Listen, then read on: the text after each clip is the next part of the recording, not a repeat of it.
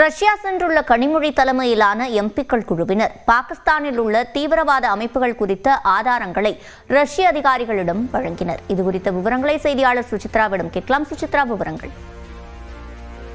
Russia சென்றுள்ள அனைத்து கட்சிகளுடைய பிரதிநிதிகள் அந்நாட்டினுடைய டூமா கமிட்டி உள்ளிட்ட அதிகாரிகளை நேரில் சந்தித்து பாகிஸ்தானுடைய தீவிரவாத போக்கு தொடர்பான பல்வேறு ஆதாரங்களை சமர்ப்பித்துள்ளார்கள். இந்தியாவுடைய வெளியுறவுத்துறை அமைச்சகம் வழங்கிய 150 பக்கங்கள் கொண்ட அந்த அறிக்கை மற்றும் அது தொடர்புடைய சேட்டலைட் புகைப்படங்கள், வீடியோக்கள் ஆகியவற்றை திமுக நாடாளுமன்ற குழு தலைவர் கனிமொழி தலைமையிலான அந்த 6 பேர் கொண்ட குழு என்பது தற்போது நேரடியாகவே அவர்களுக்கு வழங்கி அது தொடர்பான விவரங்களையும் அவர்கள் விவரித்து வருகிறார்கள். பாகிஸ்தானில் இருந்த 9 தீவிரவாத மையங்கள் இந்தியாவுடைய தாக்குதலால் தகர்க்கப்பட்ட நிலையில் கூடுதலாக எவ்வளவு தீவிரவாதிகள் அங்கு உள்ளார்கள், அவர்களுக்கு எவ்வளவு அடைக்கலம் என்பது பாகிஸ்தானில் வழங்கப்பட்டு வருகிறது என்பது தொடர்பான பல்வேறு ஆதாரங்களையும் இந்த குழு என்பது சமர்ப்பித்து பாகிஸ்தானுடைய தீவிரவாத போக்கிற்கு எதிரான ஒரு நடவடிக்கையை மேற்கொள்வதற்கு இந்தியாவிற்கு துணையாக நிற்க வேண்டும் என்ற ஒரு கோரிக்கையும் அவர்கள் வலியுறுத்தியுள்ளார்கள். இன்று காலை முதல் பல்வேறு ஆலோசனை கூட்டங்கள் ரஷ்யாவுடைய தலைநகர் மாஸ்கோவில் நடைபெற்று வருகிறது. 2 நாட்கள் அவர்கள் இன்றும் நாளையும் இருந்து அதிகாரிகளையும் சந்தித்து